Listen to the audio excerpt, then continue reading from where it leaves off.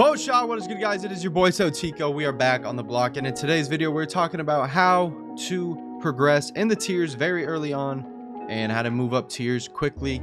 I get this question about 5 million times a week, so it's time that we actually address this in a video, and it's time that we actually talk about it because a lot of people are wanting to know, hey man, I'm freaking amethyst tier and I want to be spark tier tomorrow. How do I do it? Well, guys, you clicked on the right video, so drop a like, scheme and IC, hit that sub button from Dame Brain, share it with a homie, and let's get right into this video. There are a handful of ways to tackle this. There's no one way, there's no two ways, there's a handful of ways, a handful of things that you need to do, that you need to stay on top of, and that you've got to take control of as you move up the tiers. First off, the first thing that you need to take control of is you need to set a realistic goal of how many games that you can play per day. Doesn't matter if it's 5, doesn't matter if it's 100, doesn't matter if it's 500. You got to set a schedule, you got to set a goal of what you want to do, what you want to accomplish, and how quickly you want to get there.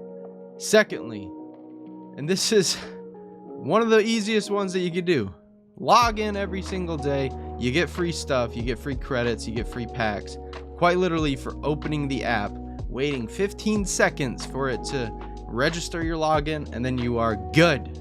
Secondly, a very easy thing that you can do, and you can do this every 8 hours or so, claim your free packs. Claim your free packs. You don't have to be on the game every 4 hours to do it. You can be on the game every 7 hours and 58 minutes. But as long as you're claiming your free packs, you're getting cards, you're getting credits into your account, you're getting nice, tangible, flexible card space, and you're taking advantage of literally free things. Now, this is where we move on to the stuff where you actually have to play the game. One of the easiest things that I can recommend for a early player, don't even touch quick game. Do not touch quick game. You don't need to. And honestly, if you're behind the power curve as is, if you're onyx tier, amethyst tier, ruby tier, diamond tier even, you don't need to touch quick game at all. Trust me, you're good. Focus only on PvP, right? And you're gonna play King of the Hill because King of the Hill is gonna give you the most picks, and it's also gonna take up the most bout to super coin ratio. So you can play all your bouts for head to head, but you're not going to get the same amount of super coins as you will for playing King of the Hill. Now for King of the Hill, you get what, like 4 bouts an hour for free, and then the rest you have to use from your adverts, which on non-event days or even event days when you're not playing, you get about 25 to 35 ads each day. Guaranteed ads refresh at 4:00 p.m. Pacific time right now. I'm not sure if it's daylight or not daylight right now. Doesn't really care, but right now it is 4:00. And if you need to know exactly, it's 000 Greenwich Mean Time, which is like the neutral time in the entire world. Play your PvP. Try and get the best rewards possible. And obviously, the best rewards possible are going to be in the tier 7. If you can hit tier 7, you can get you get 3 free packs, mind you, but you also get some super coinage. You're pretty much guaranteed to get over 1,000 super coins if you're in a platinum league. If you're in a gold league, it's not the best. You're not going to get the same packs as you will as in a platinum league. But for example, I think I'm 5th right now in my leaderboard. Probably going to remain 5th because the 4 ahead of me are pulling away pretty nicely, which means I'm probably going to get like 1,700 or 1,600 super coins just for playing the game, not even for playing the game. You know what I mean? Like, that's just my reward for the week. And if you dedicate multiple weeks to grinding out PvP, maybe you're in a team battleground and you are getting some super coins from there, All you need's 36k to get a duo card, and you could be any tier to cash in on a duo card, any tier whatsoever. If you're that behind a power curve and it's a early tier, like for example this duo carder, they come out in 2 days. Say you've saved up a lot of coinage and you've got 36k plus 25k, that'd be 61,000. You can theoretically get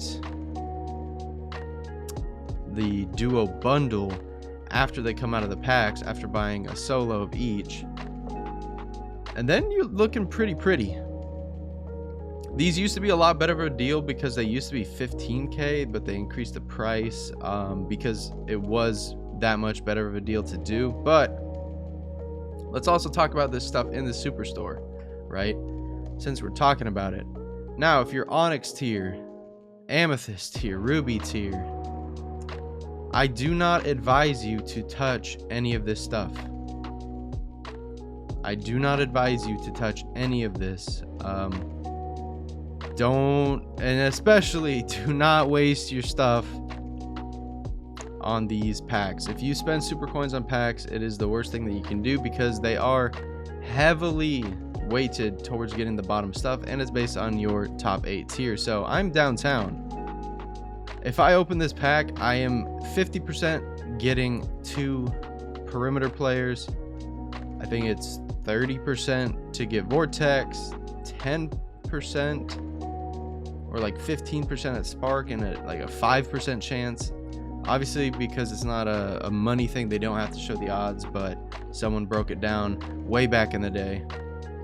But I would not touch any of the superstore except the duo cards, because those are the cards that are actually going to be worth the super coinage. Because if you're picking up 2 Chris Pauls, for example, for 28k, for 8,000 more, which is just a month of playing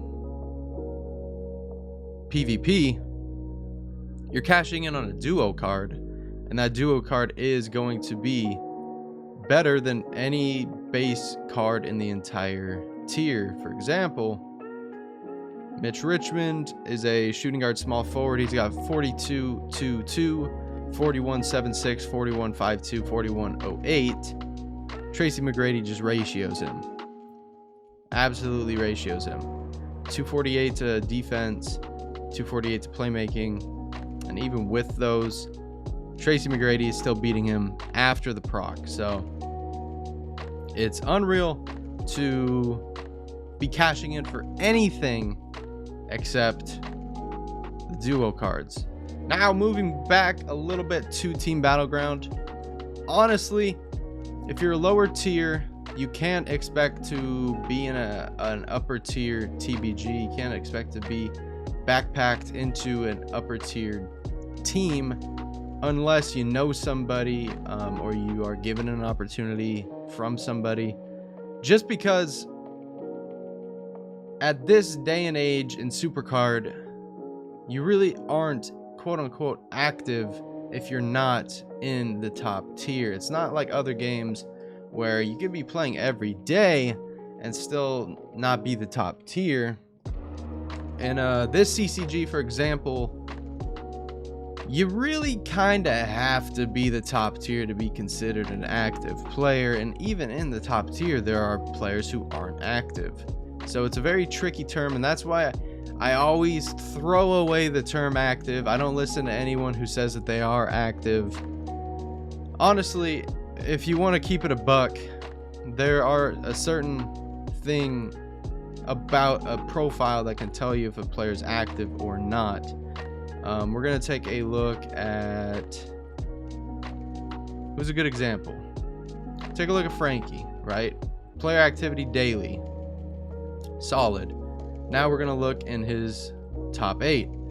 He's got 2 supports, so he's playing enough to get supports. He's got both event cards pro'd. He's got both of his 4 pulls promos. He's got some fusion pros going. He's got a top tier pro, and he's got some current PvP points, right? That's what you want to look for when you call yourself active, right? Theoretically, if you're in a team, you need to attribute for at least 3 momentum slots, and that's rewarded at tier 4, which I believe that tier 4 is 8.5 or 9,000, which equates to 85 to 90 games. To get the top tier, you need to play 225 games throughout a week, right?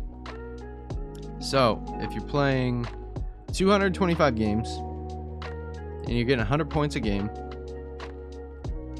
you're getting the 22.5, right? Super simple, super easy. And if you do that over the 7 days, you only need to play 32 games a day, which with ads, with free bouts, if you can dedicate some time to this game daily to hit that tier 7, you're swimming. Even if you're bottom tier, even if you're mid tier, even if you're top tier, there's things that you can constantly be doing to reach those top tiers quickly. Now, of course, the quickest way to do so is to put money on the game and to open packs. What packs do you say are the best, Teeko? Honestly, if I'm gonna keep it a buck with you guys, the best packs to open are the progression packs, because that's quintessentially a guaranteed card. This e-draft, it costs about 8 to 10k to do as well. I've not done one, and I really don't want to do one. The best way to do a e-draft is just to grab the starter card and then grab the draft picks. But this time the draft picks weren't there, so I don't even get my starter card, lads. So it is unlucky. It is an L. We don't get that Brad Beal, but the e-draft is just it's a spooky thing to do, right? It's a spooky thing to do because it is a guaranteed card that's sitting there for you at the end of the ting, but it's a lot of credits to do. It is a lot of credits to do. And if you're a guy like me and you don't want to be spending 15,000 credits on packs, and you want to have those credits saved just in case you need them for events, etc., like I have been doing for the past year, I stay away from opening packs just because, again, tiers really last about 2 months. So those top cards are only going to be relevant for 60 days, which isn't even 10 weeks. It's tricky and it's tough for me to walk away from $40 for one of these packs when you're not even guaranteed the top tier card.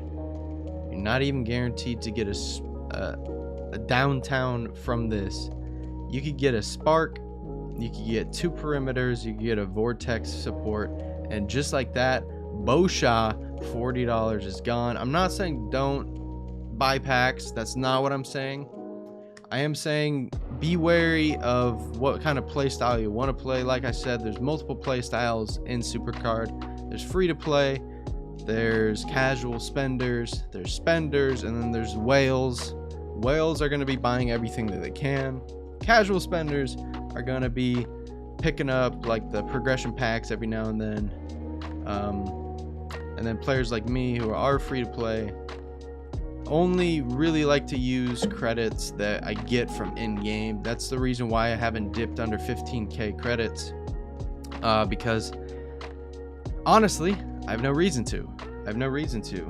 Thankfully I have enough time to play this game, and gratefully I get to make videos and content for this game, so I don't feel the need to spend. But those are the quickest ways to get up the tiers. Like I said, it's not gonna be a get rich quick scheme. It's not gonna be a overnight success story, because games like that really don't exist anymore, especially on mobile games. It is gonna be a little bit of a grind.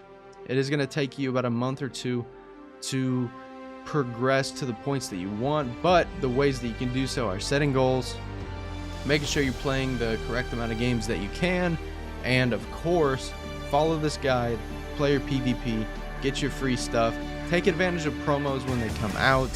And with that being said, guys, it's been your boy SoTeeko. I do appreciate each and every one of you, and above all else, guys, make sure to stay safe. Tell your mother that I love her, and with peace, knowledge, and serenity, may the force be with you. Shoo!